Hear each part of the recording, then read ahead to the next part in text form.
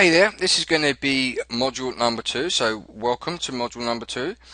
Alright, this is going to be video number 17, but it's going to be video number 1 of module 2. Now, I'm really excited to show you this part of the Forex course. Now, this particular section, what we're going to do is we're going to go over all of the indicators, or at least the ones that I deem worthy enough for you to study to actually make some money from. Okay, so let's move on. Right, to the left hand side here we've got our navigator button. If we go ahead and press that, we now get a list of all of our indicators once we twirl open the indicators list. Alright, there is 1, 2, 3, 4, 5, 6, 7, 8, 9, 10, 11, 12, 13, 14, 15, 16, 17, 18, 19, 20, 21, 22, 23, 24, 25, 26, 27, 28, 29, 30.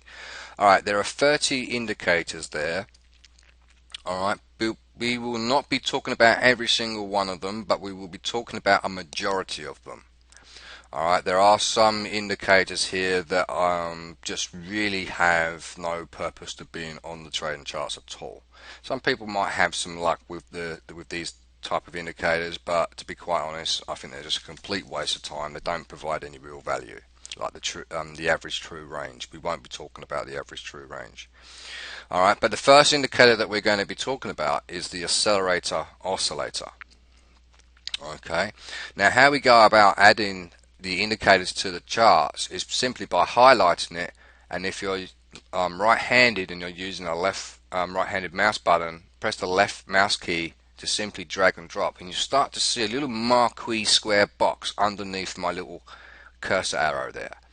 Alright, that's to let you know that you're about to drop something onto this chart. As soon as you let go of your left mouse button, the properties section box comes up. Now by default this comes up as green and red. Okay, now green and red should be okay for colorblind people.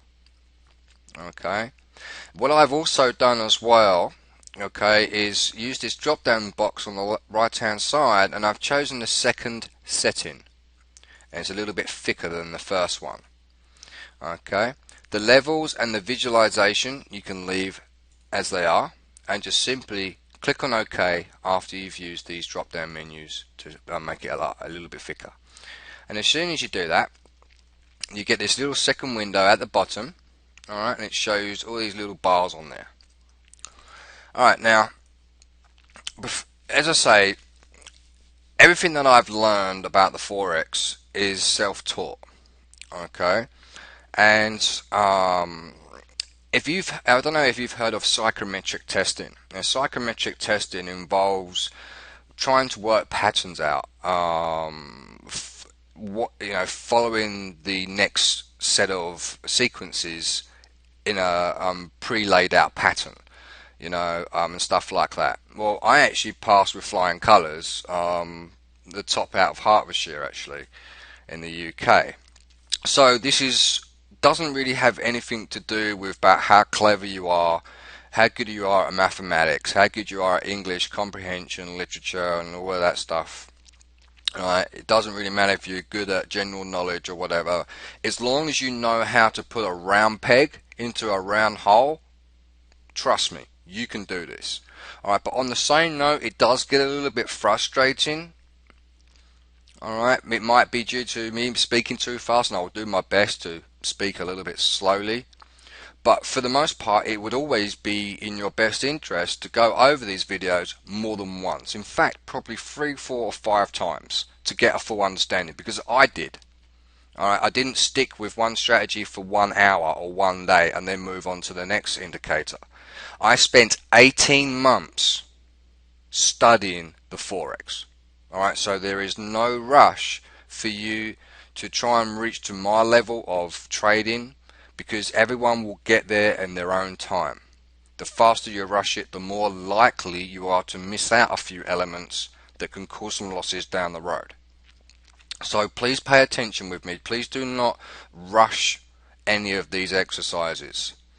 When you are studying these indicators, I would like you to at least promise me that you will study each one of these indicators on its own for a period of 3 days.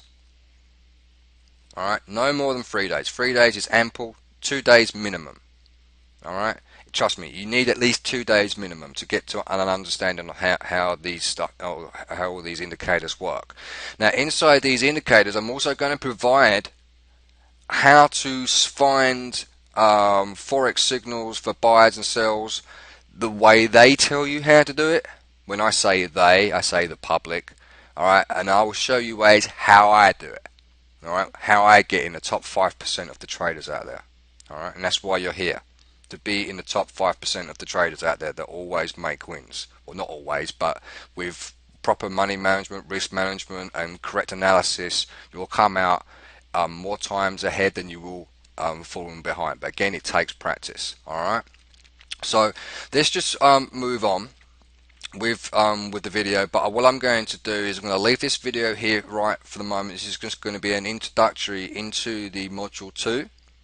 Okay, and then we will move back into the next video and we'll start getting into the nitty-gritty on how to use this indicator to your advantage.